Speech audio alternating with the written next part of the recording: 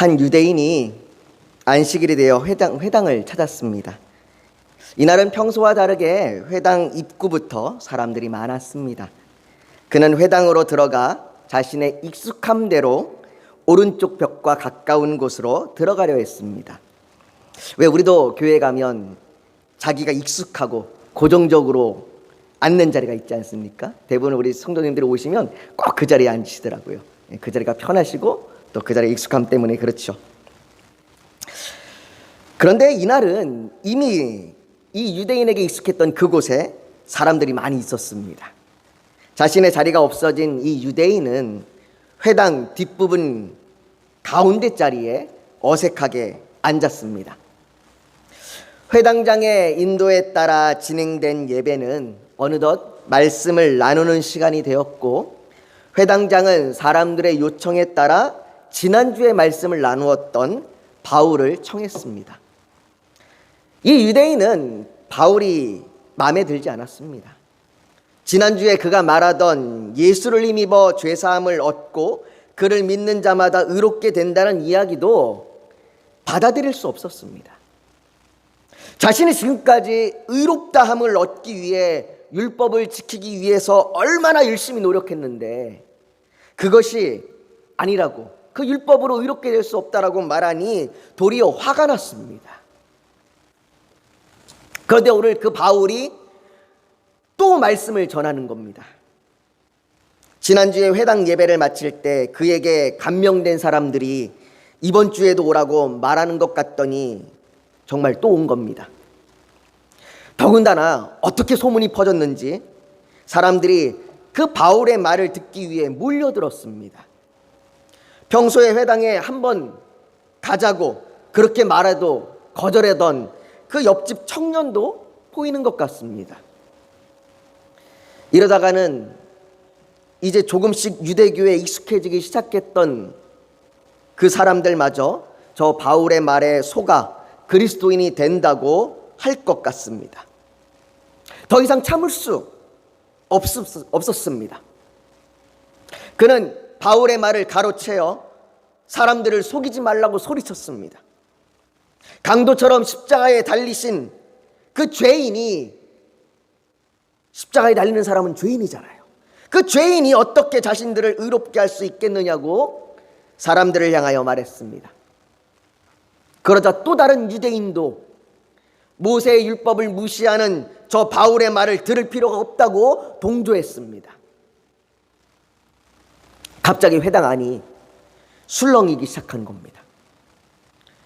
회당장은 이런 분위기를 오히려 좋아하는 듯 정리하지도 않고 그저 지켜만 봅니다.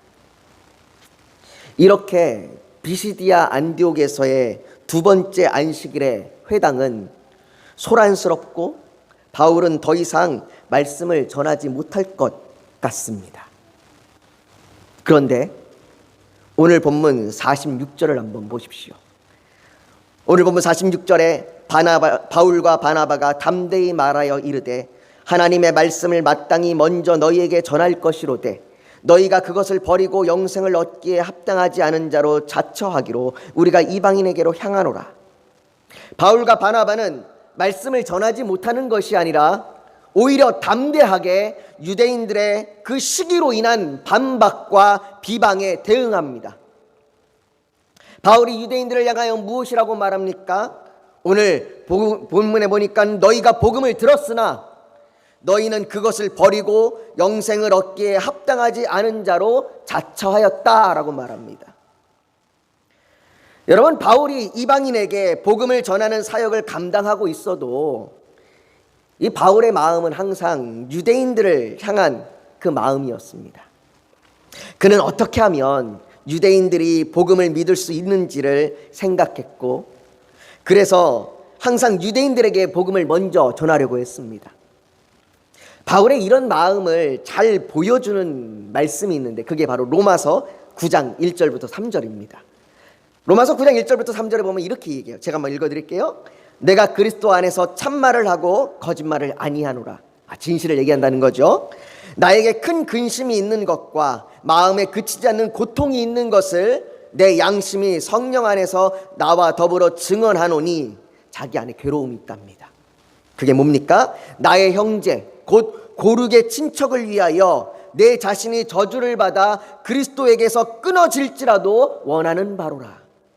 뭐라고 말하는 겁니까? 자신의 지금 심정이, 바울의 이 심정이 유대인을 향하여 내가 예수로부터 끊어질지라도 너희가 예수를 만나기를 소망한다, 너희가 예수를 만나기를 내가 바란다, 이게 내 마음이다라고 지금 바울이 말하는 겁니다.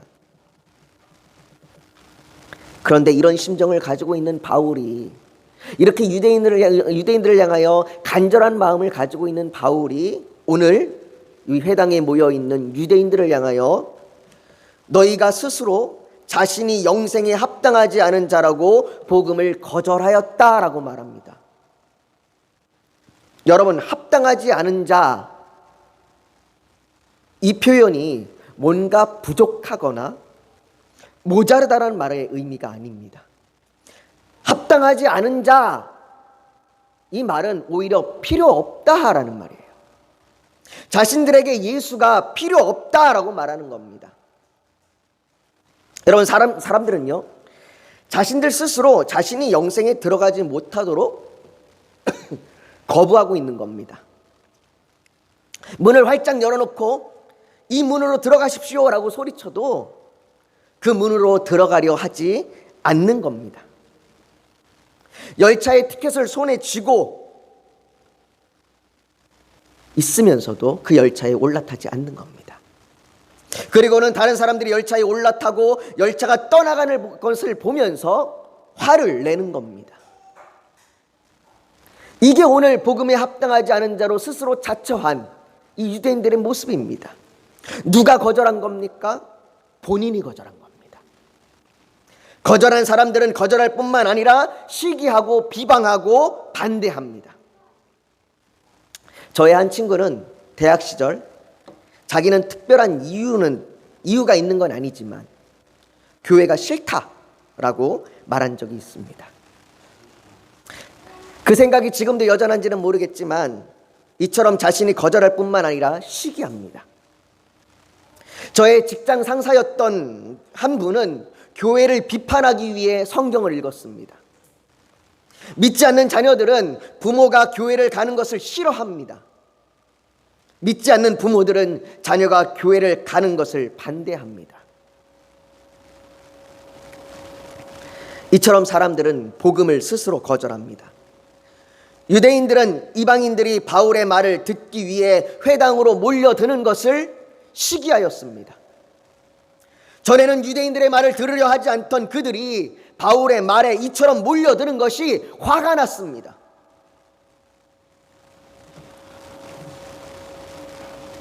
바울은 유대인들이 이 복음을 거절하였기에 자신이 이방인에게로 향하였다고 말합니다. 이것은 마치 이사야 49장 6절에 고난의 종으로 오신 메시아를 예언하면서 너를 이방의 빛으로 삼아 나의 구원을 베풀어서 땅끝까지 이르게 하리라 라고 말씀하신 것과 같이 지금 이방인에게로 향하는 것이 주께서 이같이 우리에게 명령하시되 내가 너를 이방의 빛으로 삼아 너를 땅끝까지 구원하게 하리라 하셨느니라 라는 이 메시아를 통하여 이루시는 사역을 예수 그리스도께서 자신들을 통하여 바울과 바나바를 통하여 계속해서 그 사역을 이어가고 있는 것이라고 말합니다. 그렇기에 복음을 통한 구원은 유대인에게만 허락된 것이 아니요 유대인을 넘어서 모든 이방인에게 열린 겁니다.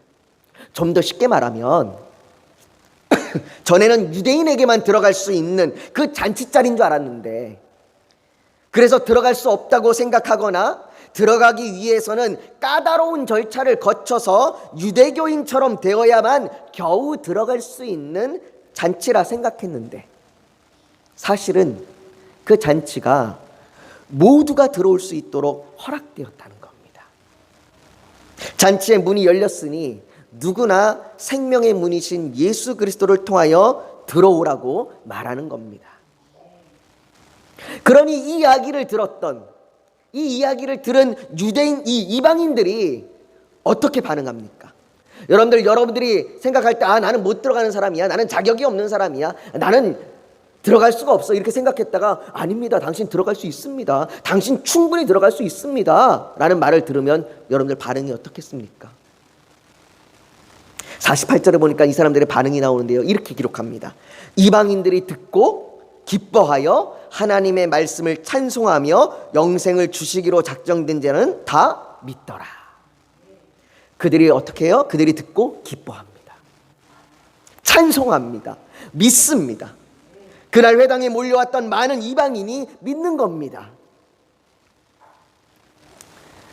나도 들어갈 수 있구나, 나도 믿을 수 있구나, 나도 구원받을 수 있구나. 그들이 듣고 기뻐하는 겁니다. 그런데 이 48절은 우리에게 중요한 진리를 하나 말해줍니다. 바로 이 48절 뒷부분에 나와 있는 영생을 주시기로 작정된 자는 다 믿더라 라는 겁니다. 여기에 중요한 단어가요, 작정이라고 하는 단어입니다. 이 작정이라는 말에 이 성경에 기록된 헬라어로 보면 타소라는 그런 말을 쓰는데요, 이 말의 의미는 정하다, 지정하다, 지명하다, 이런 의미를 가지고 있습니다. 굳이 이런 의미가 아니어도 작정하다라는 의미가 우리가 대충 어떤 건지는 알잖아요. 이미 정했다라는 것이죠. 내가 그렇게 하기로 정했다. 그리고는 본문을 보면 그렇게 정했다라는 말로 우리가 한번 말을 바꿔보면 이렇게 씁니다. 영생을 주시기로 정한 자는 다 믿더라라는 것이 되겠죠.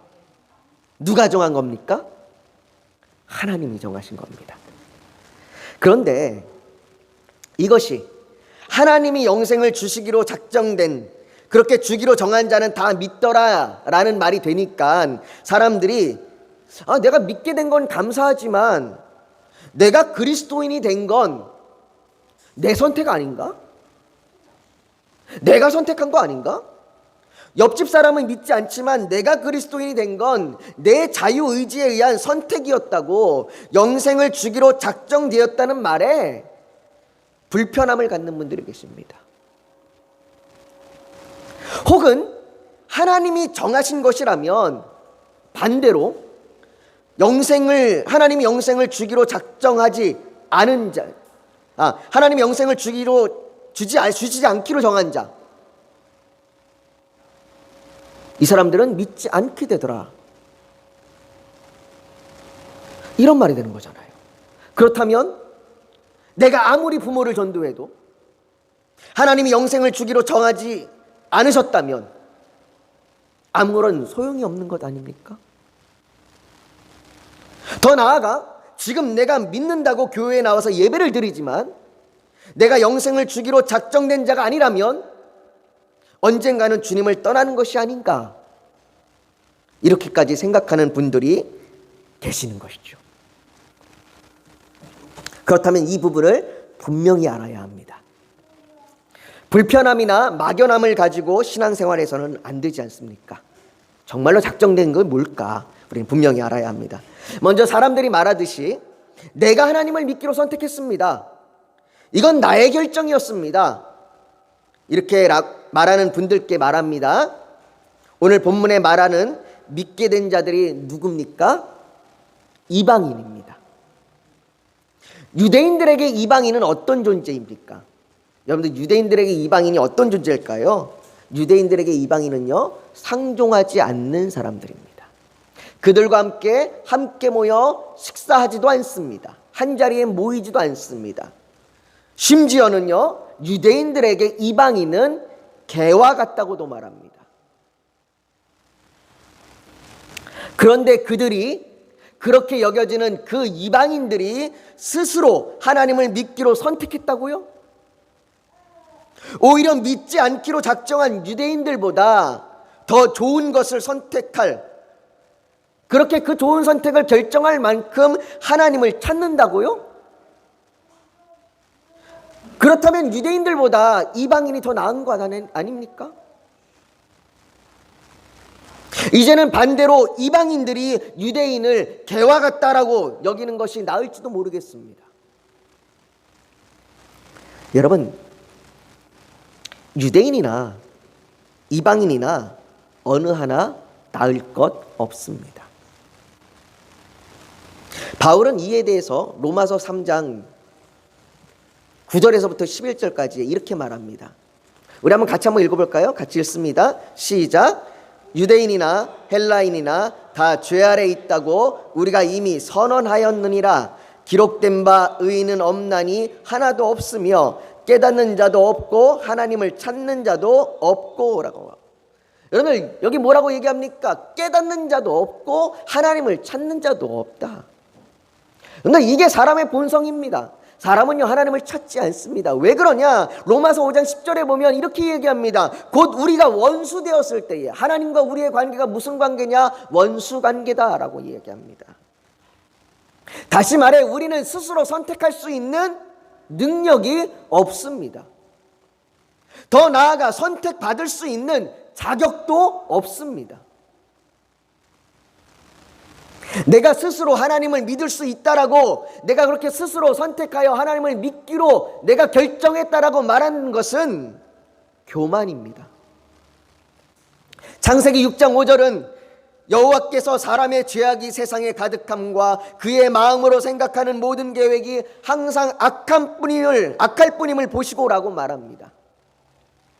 그때나 지금이 달라졌을까요? 아닙니다. 그때나 지금이 동일합니다. 사람의 마음은 항상 하나님보다 내가 원하는 것을 택하는 것이 더 우선입니다. 우리의 마음의 생각은, 우리의 마음의 원함은 하나님을 찾지 않습니다. 오늘 본문의 유대인들 한번 보십시오. 그 대표적인 예가 오늘 본문의 유대인들입니다. 그들이 어떻게 합니까? 그들은 영생을 얻기에 합당하지 않은 자로 어떻게 해요? 자처합니다. 스스로 그렇게 결정한 거예요. 나는 영생을 받아들이지 않을 자로 스스로 그렇게 선택하고 결정한 겁니다. 우리의 선택과 우리의 결정은 항상 이렇게 하나님이 아닌 악한 것들입니다. 그런데 내가 어떻게 내가 하나님을 믿기로 스스로 선택했다라고 말할 수 있겠습니까? 그렇게 나는 스스로 영생을 얻기를 선택하지 않기에 하나님께서 곧 창세전에 그리스도 안에서 우리를 택하사, 우리는 하나님을 선택하지 않지만, 우리는 하나님을 믿으려고 택하지 않지만 하나님이 창세전에 우리를 택하셔서 우리를 사랑 안에서 그 앞에 거룩하고 흠이 없게 하셨습니다. 그럼 이제 또 다른 부분을 한번 생각해 보십시오. 하나님께서 이미 영생을 받기로 정한 자들이 있다면 지금 우리의 전도는 헛것입니까? 혹은 하나님께서 우리를 선택하지 않으셨다면 결국 떠날 것이기에 지금 우리의 신앙생활을 헛되게 되는 것입니까? 우리에게 이런 의문과 불편함이 생기는 것은 하나님께서 영생을 주시기로 작정된 자에 대하여 우리는 그것을 앞날의 결과에 대하여 적용하기 때문이에요. 이것은 하나님께서 정하셨다는 사실을 마치 운명론처럼 받아들이는 겁니다. 우리의 운명이 이미 다 정해졌다면, 이미 하나님이 다 정하셨으니까 우리가 어떻게든 소용없는 것 아닙니까? 라고 그렇게 운명론처럼 아무런 소용이 없다라고 그렇게 여기는 겁니다. 여러분, 하나님의 정하심은 운명론이 아닙니다. 그렇기에 하나님께서 나를 작정하셨다는 사실이 내가 어떻게 해도 정해진 길로 갈 수밖에 없으니 모든 것이 헛것이다 라는 미래의 결과를 말하는 것이 아니라, 하나님께서 나를 작정하셨다는 사실은 과거를 돌아보아 은혜라는 선물을 만나는 것입니다. 근데 우리가 예배 전에 찬양했죠. 모든 것이 은혜, 은혜라오. 그렇게 은혜라고 말하는 이유는 뭡니까? 내가 뒤돌아봤더니 지금까지 내가 걸어온 길이, 내가 선택했다고 생각했고, 내가 원했다고 생각했고, 내가 그냥 내 스스로 다 결정했다고 생각하며 걸어온 뒤돌아온 그 길들을 뒤돌아보니 어때요? 하나님의 계획 안에 있었구나, 하나님의 정하심 가운데 있었구나 라고 말하는 것이죠. 오늘 본문의 이방인들을 한번 보십시오. 어떤 이는 지난주까지 회당에 와본 적도 없는 사람도 있습니다. 유대인들을 보며 몇 번 유대교를 믿어볼까 하는 마음이 들었던 적은 있었습니다. 그런데 선뜻 회당에 가지는 않았습니다. 그런데 이상하게도 지난주에 회당에 다녀온 직장 동료가 하는 이야기가 이상하게 신경에 쓰입니다. 이번 주에 직장 동료가 같이 가보자는 말에 일단 동의는 했습니다. 직장 동료와 회당에서 만나기로 했지만 발걸음은 억지로 나섰습니다. 회당에 들어서며 직장 동료를 찾았지만 이날은 사람이 많아 찾기가 어려웠습니다. 직장 동료를 찾지 못하고 그냥 돌아가려고 회장 뒤에서 나가려다가 순간 그냥 한번 들어볼까, 있어볼까 하는 마음이 들어 그 자리에 섰습니다. 그리고 바울의 말을 들었습니다. 그 말이 그를 흔들었고 그에게 예수가 필요함을 깨달았습니다. 바울의 말에 의하면 자기가 영생을 주시기로 작정된 자라고 말합니다. 그렇습니다. 뒤돌아 생각해 보니 그렇습니다. 자신이 회당에 있을 것이라고 생각해 보지 않았었는데 동료의 말에 신경이 쓰였고 동료의 권유에 동의했습니다. 그리고 회당에 들어왔고 예수를 만났습니다. 하나님의 작정이 아니고서는 이 은혜를 설명할 방법이 없습니다. 내가 오늘 이 예배 가운데 나와 있는 이 자신을, 이 내 모습을 어떤 걸로도 설명할 수가 없습니다. 왜 내가 지금 이곳에 있지? 왜 내가 지금 이곳에 있게 되었지? 하나님의 미리 정하심이 아니었다면 그 어떤 것도 설명할 수가 없습니다. 이처럼 작정은 우리에게 주어진 구원의 은혜에 대한 하나님의 답입니다. 이사야 43장 1절은 말합니다. 야곱아 너를 창조하신 여호와께서 지금 말씀하시느니라. 이스라엘아 너를 지으신 이가 말씀하시느니라. 너는 두려워하지 말라. 내가 너를 구속하였고 내가 너를 지명하여 불렀나니 너는 내 것이라. 여기 무엇이라 말합니까? 하나님께서 우리를 지명하여 부르셨다고 말합니다. 하나님께서 나를 정하시고 나를 부르셨기에 그 구원의 은혜가 우리에게 임한 것입니다. 사랑하는 성도 여러분, 오늘 본문 48절은 우리에게 말합니다. 이방인들이 듣고 기뻐하여 하나님의 말씀을 찬송하며 영생을 주시기로 작정된 자는 다 믿더라. 복음을 듣고 기뻐하며 찬송한 이방인들, 다시 말해 영생을 주겠다라고, 영생을 주시기로 작정된 자는 오늘 맨 뒤에 뭐라고 말합니까? 믿더라 라고 말합니다. 믿음은 바로 이 구원을 주시는 하나님의 작정된 자에게 나타나는 열매입니다. 우리의 믿음이 하나님께서 나를 작정하셨다는 그 은혜에 대한 확신입니다. 그렇기에 하나님께서는 로마서 8장 30절에 또 미리 정하신 그들을 또한 부르시고 부르신 그들을 또한 의롭다 하시고 의롭다 하신 그들을 또한 영화롭게 하셨느니라 라고 말씀하십니다. 하나님께서 정하신 자들에게 그 구원이 이루어지도록 계속해서 믿음으로 인도하십니다. 그러니 내가 교회에서 예배를 드리고 내가 있으면서도 혹시 하나님이 나를 정하지 않으셨다면 결국 내가 떠날 것 아닌가라고 미리 두려워할 필요 없습니다. 미리 염려할 필요 없습니다. 내가 지금 이곳에 있는 것은 하나님께서 내게 정하셨기 때문이요, 내가 하나님을 예수 그리스도로 믿는 것은 내게 믿음을 주셨기 때문이요, 그 믿음을 주신 그분이 내 믿음을 잃지 않고 끝까지 달려갈 수 있도록 나를 인도하십니다. 그게 하나님의 작정이요 하나님의 선택입니다. 사랑하는 성도 여러분, 비스데 안디옥에 영생을 얻기에 합당하지 않은 자로 자처한 유대인들은 결국 바울과 바나바를, 사람들을 선동하여 그 지역에서 쫓아냅니다. 그들은 그렇게 자신들이 자처한 대로 바울과 바나바가 발에 티끌을 떨어버리게 합니다. 발의 티끌을 떨어버리는 행위는 예수님께서도 말씀하셨던 행위인데요. 예수님께서 이렇게 말씀하세요.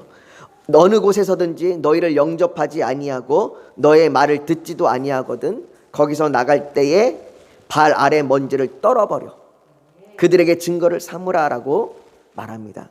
뭘 증거를 삼으라는 거예요? 어떤 증거를 삼는 걸까요?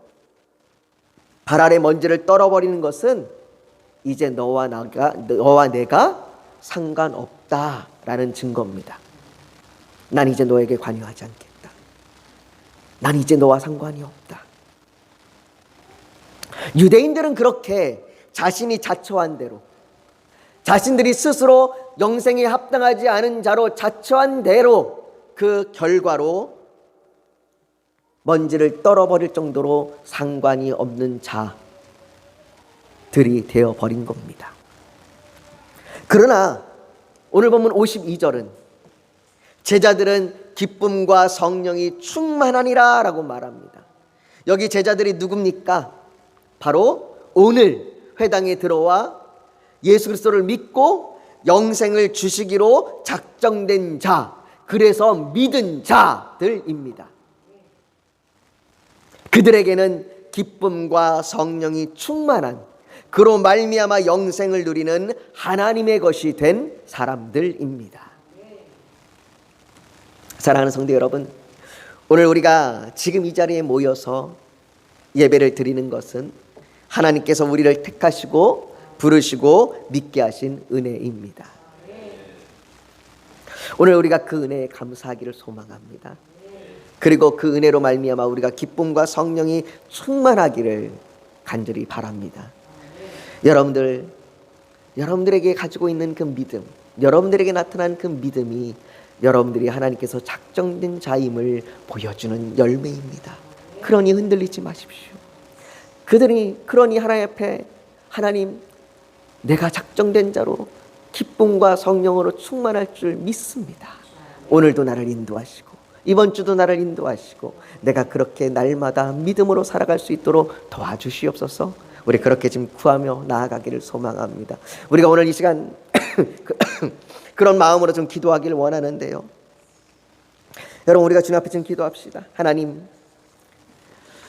하나님이 나를 선택하여 주셔서 감사합니다. 나를 오늘 이곳 가운데 부르셔서 감사합니다. 아버지 하나님, 주님이 나를 선택하셨으니 내가 그 은혜에 감사하며 내가 그 은혜로 인하여 오늘도 믿으며 나아갑니다. 나의 믿음의 삶 가운데 그 확신으로 기쁨과 성령이 충만하게 살아갈 수 있도록 도와주시옵소서. 때로는 흔들리고 때로는 넘어지고 때로는 주저앉지만 그러나 다시 일어나겠습니다. 내 믿음은 흔들리지 않습니다. 내 믿음은 주님이 정하신 것입니다. 내가 오늘도 그 결단으로 나아가겠습니다. 우리 그 결단을 가지고 이 시간 우리 합심하여 지금 주님 앞에 기도하며 나아가기를 소망합니다. 여러분, 잠시 고개 숙여 더 묵상하기를 원합니다. 오늘 하나님 앞에 하나님 뒤돌아 생각해 보니 그 어느 것 하나 하나님의 정하지 않으심이 없습니다. 내가 오늘 이 자리에 있는 것도 하나님의 정하심입니다. 그 은혜에 감사합니다. 하나님이 나를 선택하시고 나를 작정하셔서 나를 하나님의 자녀 되게 하여 주셔서 감사합니다. 내게 믿음을 주셔서 감사합니다. 내게 그 믿음이 있습니다. 그렇기에 내가 기쁨과 성령이 충만합니다. 내가 좌절하지 않습니다. 내가 절망하지 않습니다. 내가 쓰러지지 않습니다. 내가 그 충만함으로 살아가겠습니다. 내가 그 믿음으로 그 은혜로 살아가겠습니다. 이 시간 그렇게 주님 앞에 고백하는 그 고백이 있다면 가슴에 손을 얹어서 하나님 앞에 표현하시길 원합니다. 또 오늘 예배를 드리러 나오면서 기도의 제목, 소원이 있어서 주님께 맡기기를 원하신다면 손을 포개에 얹기를 원합니다. 육신이 연약하면 연약한 곳에 믿음으로 손을 얹기를 원합니다. 오늘 하나님께서 성령으로 우리 사이를 운행하시며 우리를 만지시고 치료하여 주실 줄 믿습니다. 거룩하신 아버지 하나님, 뒤돌아보니 어느 것 하나 하나님의 정하지 않으심이 없었습니다. 내가 지금까지 살아온 것, 내가 지금까지 걸어온 것, 내가 지금 이 자리에 있는 것, 내가 이렇게 예배를 드릴 수 있는 것, 하나님의 정하심이요 하나님의 은혜입니다. 그러니 아버지 하나님, 내가 그 하나님이 주신 그 믿음으로 말미암아 기쁨과 성령의 충만함으로 살아가겠습니다. 때로는 넘어지고, 때로는 좌절하고, 때로는 슬픔과 눈물이 있고, 때로는 죄악에 주저앉지만, 그러나 하나님이 택하신 자를 의롭게 하시고, 의롭게 하신 자를 영화롭게 하실 줄 믿음으로 내가 믿으며 나아가오니, 아버지 하나님, 내 하루하루의 삶 가운데 하나님의 기쁨과 성령의 충만함으로 채워 주시옵소서. 아버지 하나님, 이 시간 그렇게 가슴에 손을 얹어 표현한 주의 사랑하는 성도들의 그 기도를 들어주시옵시고, 그 기도 가운데 함께하여 주시옵소서. 또한 아버지 하나님, 이 시간 주 앞에 오면서 간절한 기도의 제목, 소원이 있어서 주님께 맡기겠다고 손을 포개에 얹었습니다. 아버지 하나님, 우리의 기도를 들으시고 응답하여 주셔서 그 하나님의 뜻대로, 하나님의 그 선하심대로 응답하여 주시옵소서. 아버지 하나님, 하나님은 반드시 이루시는 분이십니다. 반드시 행하시는 분이십니다. 하나님은 가장 좋은 것으로 채워주시는 분이십니다. 아버지 하나님, 비록 더딜지라도 우리가 인내하며 나아가게 하여 주시옵소서. 아버지 하나님, 육신에 연약하여 손을 얹었습니다. 그 연약한 부위 치료하여 주시옵소서. 고쳐주시옵소서. 아버지 하나님, 38년 된 병자도 주께서 치유하셨던 것처럼 아버지 하나님, 내 이 오래된 병도, 오래된 질병도 고쳐주시옵소서. 아버지 하나님, 치유될 줄 믿습니다. 이것이 지금은 내게 아픔이고, 이것이 지금 내게 고난이랄지라도 이 고난과 이 고통이 하나님의 감사와 하나님의 사랑이 깨달아짐이 될 수 있도록 인도하실 줄 믿습니다. 아버지 하나님이여, 주께서 오늘 이 아침에 그 놀라운 은혜를 우리에게 주실 줄 믿으며 이 모든 것 주 앞에 감사드리며 예수님의 이름으로 기도하옵나이다. 아멘.